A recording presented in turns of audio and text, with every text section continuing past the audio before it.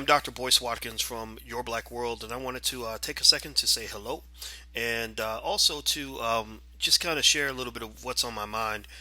Every day, I spend a lot of time. I shut my eyes and I just kind of meditate, and I try to go into a dark space to see if dark in a good way, not in a bad way, to just kind of see if I can understand myself a little bit better. Understand the world a little bit better. Also understand when I I'm getting caught up in something stupid or I'm not in my right mind. It happens to everybody, and I think I encourage you to do that. I think everybody should have that time where you're by yourself and you can be with yourself and learn who you are. I think that's an important part of developing your wisdom. It's something I did. I started doing that when I was about 22 years old. I lived by myself for the first time in my senior year of college and my first year of my PhD program. And at first, I didn't like it. I remember I was lonely because I was used to having a roommate. But then eventually, I began to embrace the isolation and actually appreciate that. And I realized how much I learned just in that year at the age of 22, 23, living by myself and just thinking about stuff, thinking about past, present, future, thinking about my life, what my life could have been, what my life should be, what other people's lives are, how people ended up in the situation they were in, all of that stuff. And over time, I just got in the habit of doing that. And so if it seems like sometimes I'm reflecting and looking around and thinking about stuff, it's because I'm trying to see everything from different angles, almost the same way you might look at a mountain from the top, from the bottom, from the side, from all different perspectives. And and it helps. It helps to contextualize things. Maybe if you're in a controversy or you're having a debate or whatever. Like for example, in a lot of debates now, I don't really get too caught up in a right or wrong answer. There are some things that I believe are just fundamentally right. I believe strongly in in a person's right to think for themselves. I believe strongly in the development of the black community. Things like that. But I think in a lot of political issues, the pendulum of opinion is pushed by who has the most force, and they get to define what is right versus what is wrong. For example, if you look at, the debate on LGBT issues, when the pendulum swung in one direction, LGBT stuff was defined as, various forms of, perversion, sodomy, stuff like that. But you push it now, people have framed it as an equality issue, as a civil rights issue, right? And so, I think that a lot of these debates are really interesting for me to watch because they get into with the internet and everybody kind of having a voice on the internet. It gets to the point where people form these little gangs, these little cliques, these little these little factions that go to war with each other. And really, right now, my opinion is that the liberal space is a little bit worse at this than the conservatives because they're heavy on technology. So what I observe on Twitter is that a lot of times if packs of liberals feel, or packs of feminists, or packs of whatever, feel that somebody said something they don't agree with, they will they'll retweet and say, oh, this was stupid, or oh, this person's retarded, or oh, this person's a fucktard, or just whatever. And then they'll share it around and push it around, and everybody will repeat after each other, and it becomes kind of a very mob mentality.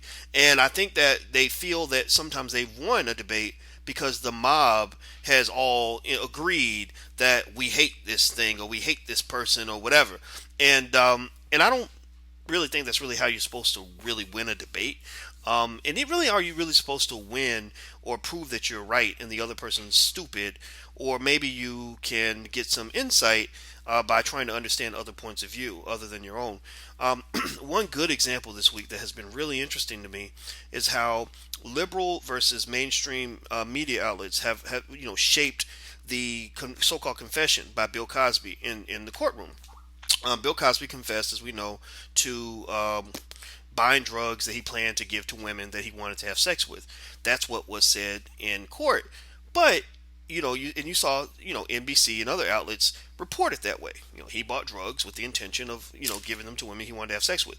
But you go to the far left, you go to the Huffington Post. Their narrative is Bill Cosby admits to drugging women. And anybody who's intelligent knows that there's a difference between giving drugs to somebody and drugging them. right? And again, I think that that even links to the whole debate over whether or not a man should, whether or not it's sexual assault if a man has sex with a woman who chose to have too much to drink, and she chooses to have sex with him, and they say, well, no, a woman can't give consent. But it's so ironic because you're saying on one hand that you empower women and you believe women have the right to choose, but they only have the right to choose if their choice makes sense or if they're smart enough to make the right choice. But if they're drunk, then they're not capable of making the choice, which therefore means that anybody who sleeps with them is a predator. But yet they're not. One person is fully unaccountable for what they do while they're drunk, but the other party is, right? Because to me, if a woman can't give consent when she's drunk, then I don't understand how a man can give consent either.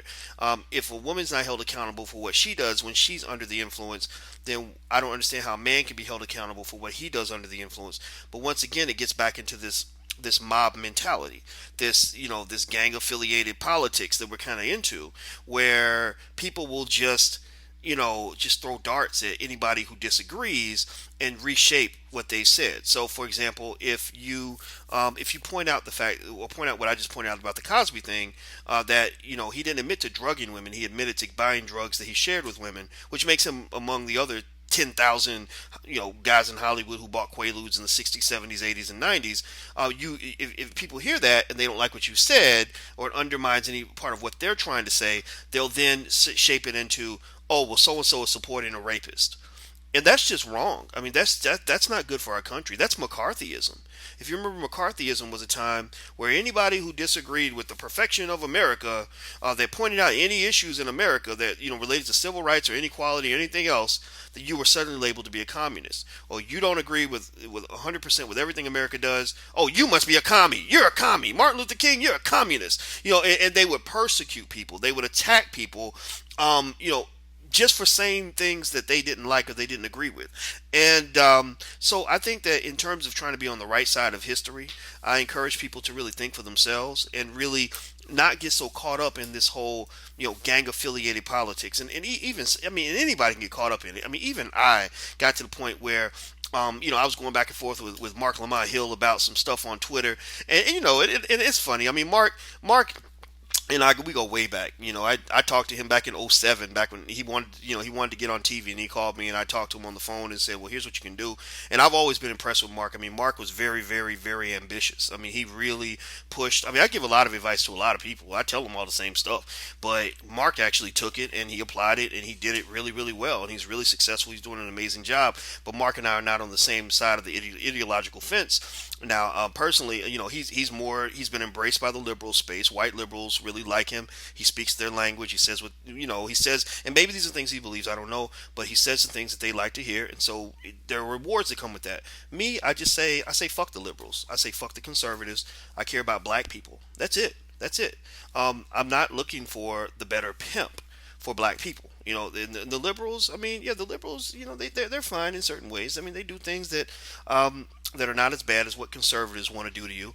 But at the same time, a lot of the liberal message, especially in election time, is support us because the conservatives don't like you, or the conservatives will kill you, or the Republicans are racist and they're going to put you back in chains. So you need to go with us because we can protect you. And it's a little bit like a kid being in a neighborhood that's dominated by Crips and Bloods, and you're being told to join a gang for protection. And so for us as black people, we're forced to join political gangs because we don't feel that we have enough fortification in our own community to protect us from the wrath of these gangs when they get mad at us for not signing on to their coalition. I personally believe that as black people, we're strong enough to have our own coalitions, to have our own message, our own agenda.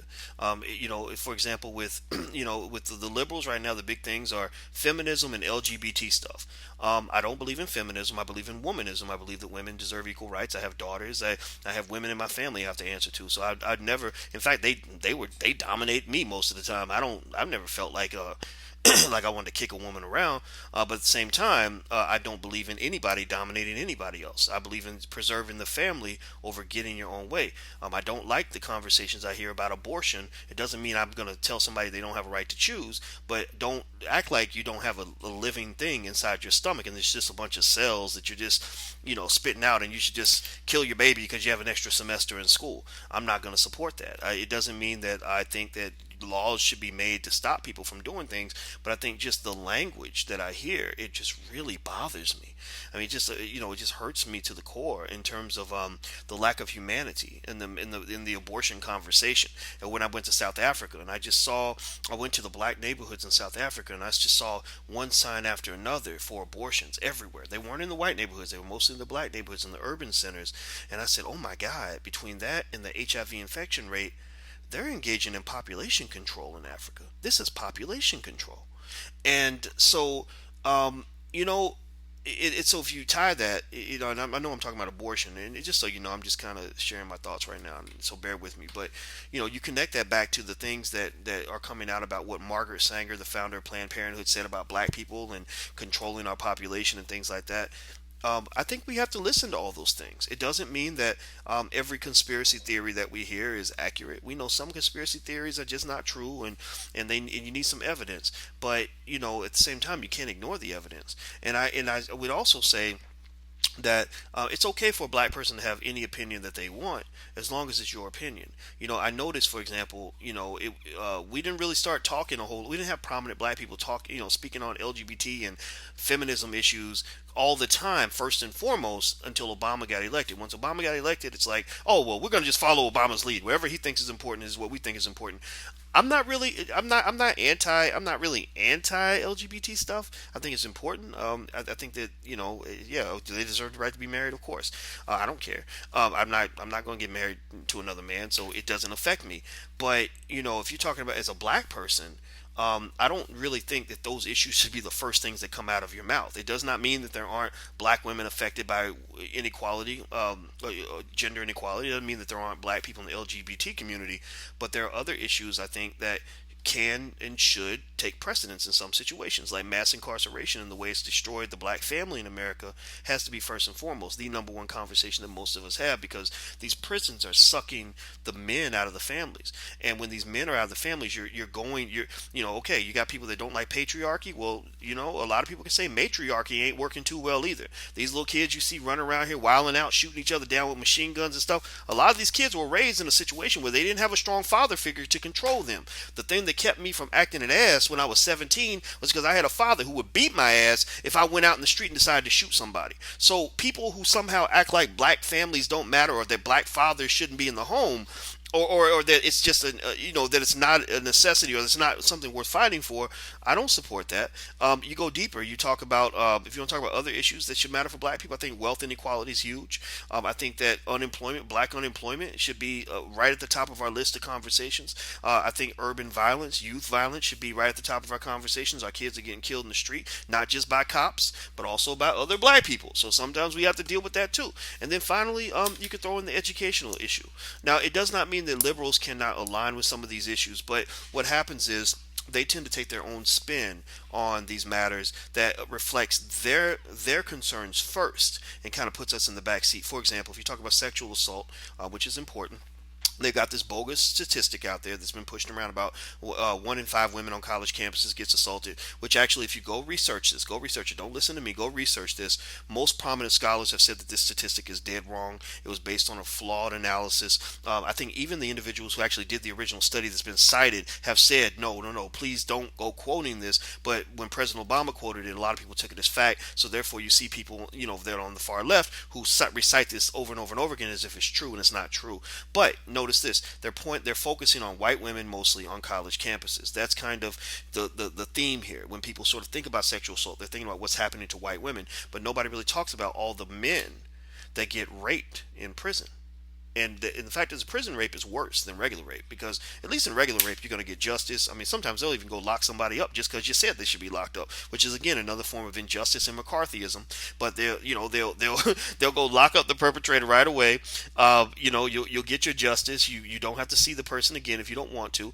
In prison is very, very different. In prison you don't get any justice. Nobody locks anybody up when you get raped most of the time, because nobody cares. Because after all, you're in prison. You're a bad person. You're not a human being anymore in the minds of some people.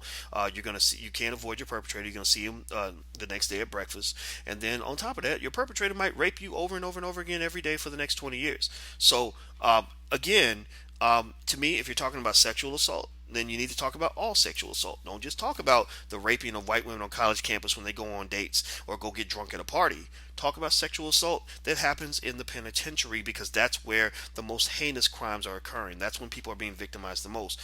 So, what I'm going to just say on this is, excuse me, is that black people, we have to not let our brains be hijacked by the Democrats, Republicans, liberal, conservatives. Those are wars among white people. I mean, no disrespect to white folks. I mean, they do their thing. And actually, believe it or not, I've actually been called an Uncle Tom because I've said things that actually gave credit to white folks. Like, for example, I've talked about how hundreds of thousands of white folks died in the battle over slavery. I actually admire that. I'm actually impressed with the fact that they were willing to kill each other for what they believed in.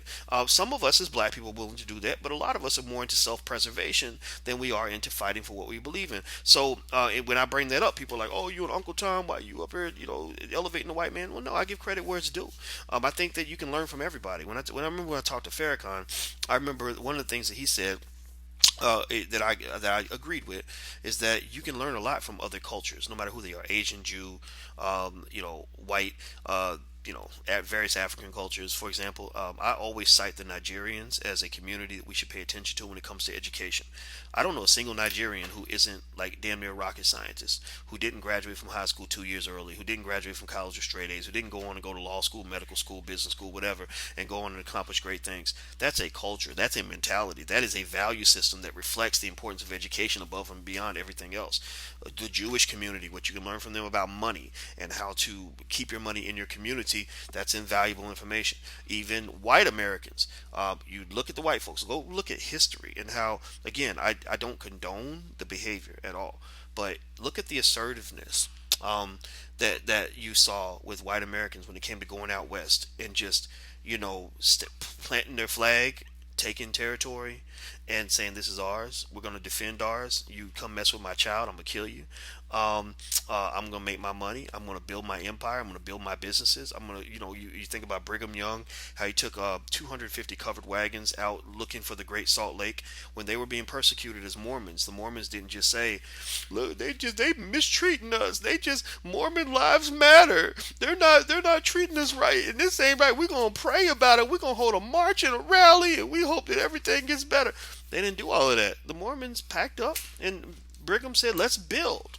So he packed everybody up, 200, 300 covered wagons, however many it was, and they went out west looking for the Great Salt Lake. That's what they were looking for. At that time, there wasn't much out there. Now, again, you have what white folks did to the Native Americans, which was absolutely atrocious. But they went out and they found the Great Salt Lake.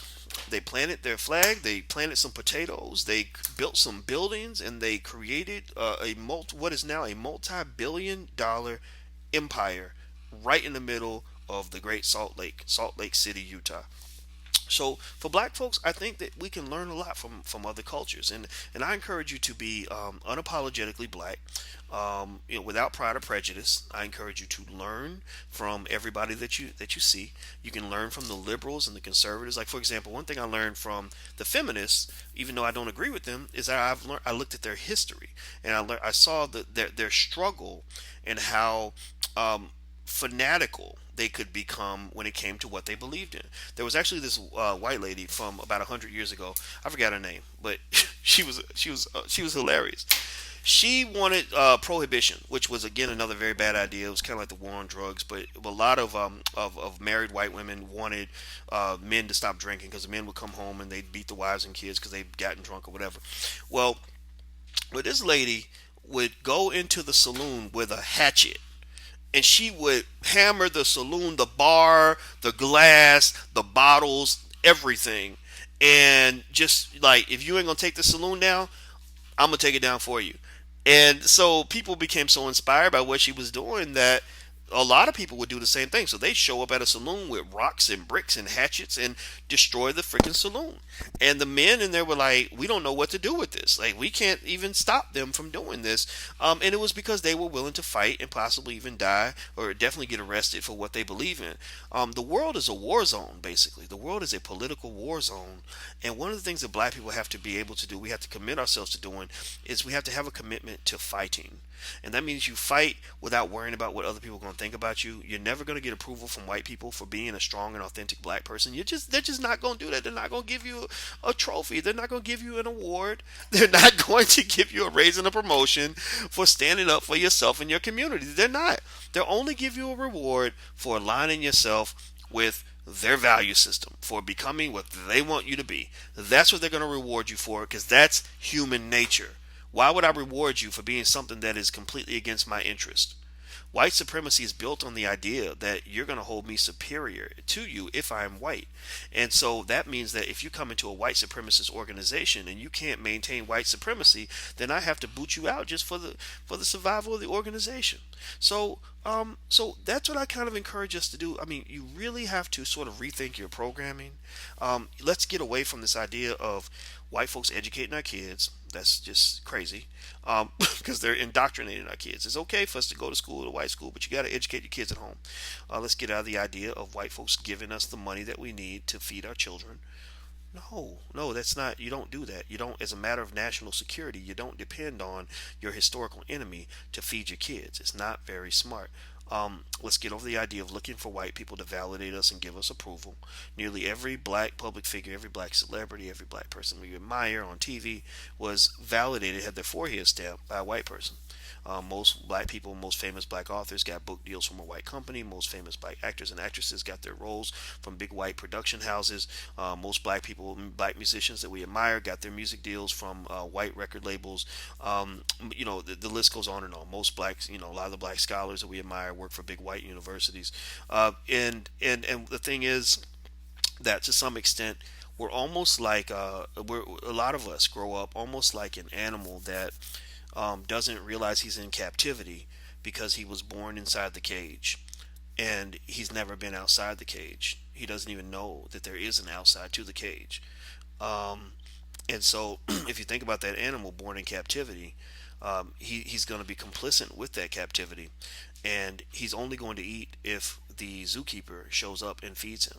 And if he does not show up and feed him, then that animal will starve to death. And so, one of the reasons I created the Black Wealth Boot Camp, which I hope you'll take a look at, it's at theblackwwealthbootcamp.com, is because I want us to really break out of this thinking. I want us to break out of this idea that we're too afraid to claim our own destiny, that we're too afraid to really truly represent ourselves and our own interests. I think that we have to get to a point where we stop worrying about what other people are going to think about us. And sometimes part of being courageous means being in a situation where you feel comfortable being courageous. For example, you're more courageous when you got money in your pocket. I know I'm more confident when I can pay my bills than I am when I need somebody else to pay my bills. And so as a finance PhD, I've been teaching finance at the college level since I was 22 years old. That's when I taught my first class. Right after I finished college, I was at the age of 22. I realized that my greatest contribution I can make to you is to teach you. Is to share with you what I know, not just about money and how it works, but also how to build a business, all that stuff. And I lay here and I share it with you as humbly as I can and as authentically as I can. And the other thing too is that it's a compliment. Like sometimes I'll hear people and they'll say, "Man, Boyce, I really like what you're doing because you're the only one out here doing this. You're the only one out here saying this type of stuff." And on one hand, it's a compliment. It's like, man, okay, maybe I've done something, unique. But on the other hand, it scares the hell out of me. I mean, it mortifies me because I'm like, what if I walked outside and got hit by a milk truck and I was gone? Does that mean that everything that I have shared, everything I believe would be gone too? Well, I don't want that. I don't want that to happen. That's why the best thing I can do for you is not to empower me or to get anybody to elevate me or what I do. It's to really share with you everything I know so that if I'm dead and gone tomorrow, you'll be able to take this and multiply it 1,000 times over. That there'll be 1,000 other people who benefited from something I've shared and something I've said, to the point where they're teaching that to their children. They're teaching that to their community. Maybe they have a YouTube channel and they're doing the same thing I do. That's what I want you to do. I don't want you to celebrate me. I want you to replicate any part of me that you think can benefit you in being an empowered person. But remember, the journey is not just intellectual, it is spiritual. So the spiritual journey is what matters, because it doesn't matter if you're able to do something if you don't have the confidence to do it. It doesn't matter if you're capable of doing something if you see no value in doing it. So you have to reshape your way of seeing the world, the way you see yourself, the way your value system, your priorities, all of this. It has to be unwound and reprogrammed in such a way that you're going to go out here and fight for your community, and perhaps even die for it, in order to get or in order to achieve the goals that you set for yourself. So that's all I want to say. Thank you for listening to me ramble on and on. I just this is honestly like a therapy session. You're helping me by letting me get some stuff off my chest, and I had a lot on my chest because I was up here arguing with Mark Lamont Hill on Twitter, and I felt real bad about that. I shouldn't be doing that stuff. People don't need scholars fighting on Twitter like little babies. They need us out here doing real work. I'm real disappointed with that whole situation with Michael Eric Dyson and Cornel West, and here I was contributing to all of this. I think sometimes us fighting in public is really a reflection of our own arrogance, our own belief that we're so important that our little petty opinions should matter, or that almost like kids in the schoolyard who are fighting and everybody's circled around watching who's going to throw the next punch, and that's not what we're here for. And I guess I would just say I'm sorry for that, man. I mean, people were texting me and saying, "Oh man, I saw you and Mark going at it," and then my business manager said, "I'm getting texts about this thing with you and Mark," and I was like, "Man, this just makes both of us look really really stupid, really stupid." So. I can't say it won't ever happen again. You know me, I'm a fighter. Part of me is emotional, very passionate. But if I'm in my right mind, if I'm centered, you're going to see me doing that. You're going to see me fighting for progress, fighting against the enslavement of our people, fighting for our children, fighting to elevate all of us. That's what I fight for. I'm definitely not going to be out here fighting other black people. So anyway, that's it. I'm Dr. Boyce Watkins from Your Black World. Like I said, if you want to check out our Black Wealth Bootcamp, go take a look. It's at theblackwealthbootcamp.com, theblackwealthbootcamp.com. It's not free, but it doesn't cost much more than a pair of Air Jordans, and I guarantee you, if you take this class, it will change your life. Take care. God bless. I'm gone. Peace.